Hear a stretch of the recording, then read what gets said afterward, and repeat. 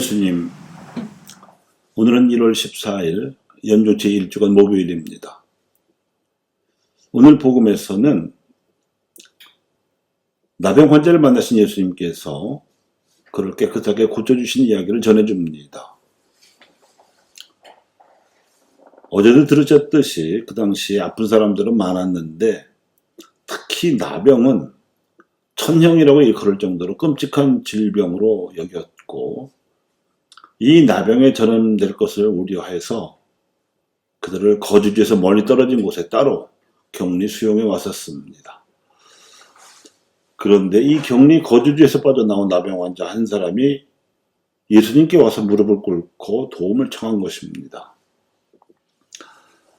대단한 용기가 아닐 수 없었고 간절한 마음에 발로가 아닐 수 없습니다. 그 나병 환자의 용기와 간절한 마음을 읽으신 예수님께서 손을 내밀어 깨끗하게 고쳐주셨습니다.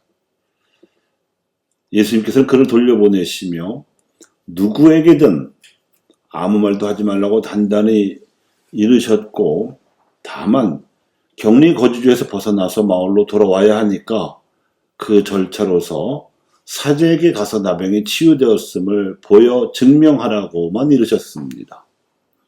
하지만 그 나병 환자는 그렇게 하지를 않았죠. 예수님께서 나병 환자까지 고쳐주셨다는 기적 소문을 동네방네 퍼뜨리는 바람에 그 소문이 발달린 말처럼 퍼져나갔던 겁니다. 이 소문은 예수님께서 지니신 치유 능력이 신적인 권능에서 나오는 것임을 사람들로 하여금 알게 했을 것이며 이로써 그분이 선포하신 하느님 나라의 복음은 권위를 더하게 되었을 것입니다. 그 결과 예수님께서 외딴 곳으로 숨어 계시고자 해도 사람들은 사방에서 그분께 모여들었다고 마르코는 전하고 있습니다. 그분이 권위를 지니셨을 뿐만 아니라 사람들로부터 사회적인 신뢰도 받게 되셨음을 의미하는 증언입니다. 직접 치유 경험을 한 사람은 물론 이를 목격한 이들도 예수님의 복음에 대한 믿음이 생겨나기 시작한 때가 이 무렵부터입니다. 예수님의 12 제자도 치유를 직접 경험하지 않았다 하더라도 치유 기적을 목격하는 간접 경험은 했던 사람들이었습니다. 그래서 제자로 부르시는 한 말씀에 주저없이 직업과 가정을 버리고 그분을 따라 나설 수 있었을 것입니다.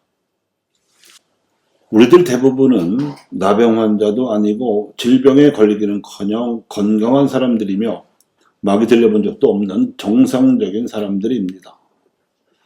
하지만 예수님께서 아픈 이들과 마귀 들린 이들을 만나시고 하나님의 권능을 행사해서 그들을 고쳐주셨으며 그 후 이들에게 믿음을 요청하셨다는 것을 우리는 알고 있습니다. 초대교회 대부분 신자들은 이런 과정으로 하나님의 권능을 직감적으로 체험한 후에 믿음을 갖게 된 사람들입니다. 그렇지 않고서는 예수님께서 죽었다가 살아났다는 부활의 소식을 믿을 수 없었을 것입니다. 시대를 막론하고 사람은 한계 상황에 처하여 하나님의 힘을 체험해 보아야만 그분께 대한 믿음이 발생합니다. 그리고 믿음을 간직하게 된 이들이 하나님의 백성이 되어서 그분의 나라를 위해 일하게 마련입니다. 이런 체험과 믿음이 없는 이들은 자신에게 주어지는 은총을 즉 건강이라든지 지식이라든지 기술이나 사회적 지위 등등을 자기 자신을 위해서만 쓰기 마련입니다. 세상의 죄를 만들지만 않아도 다행이지요. 바로 이 지점에 예수님께서 하셨듯이 권위를 지니고 신뢰를 받으며 복음을 선포해야 할 교회의 자리와 역할이 있습니다. 세상의 죄가 만연해 있기 때문에 그렇습니다.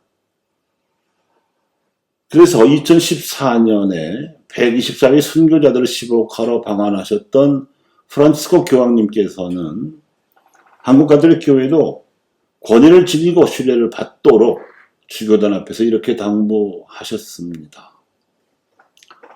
기억의 지킴이가 되는 것은 과거의 은총을 기억하고 고이 간직하는 것 이상을 의미합니다. 희망의 지킴이가 된다는 것은 가난한 사람들에게 관심을 쏟고 특히 난민과 이민자들, 사회 변두리에서 사는 사람들과 연대하며 한국교회의 예언자적 증거가 끊임없이 명백하게 드러나도록 하는 것을 의미합니다.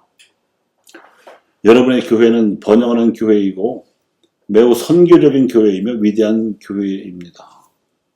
악마가 교회의 예언자적 구조로부터 가난한 이들을 제거하려는 이런 유혹의 씨앗들을 뿌리도록 내버려 두어서는 절대 안 됩니다. 악마로 하여금 여러분이 부자들을 위한 부유한 교회, 잘 나가는 이들의 교회가 되게 만들도록 허용해서는 절대 안 됩니다.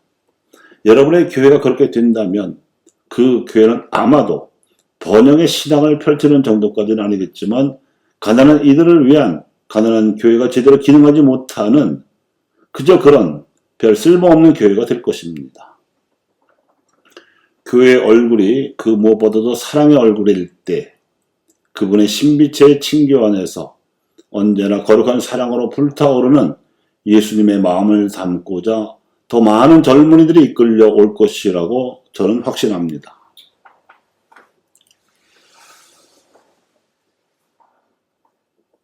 교황님께서도 이렇게 당부하셨듯이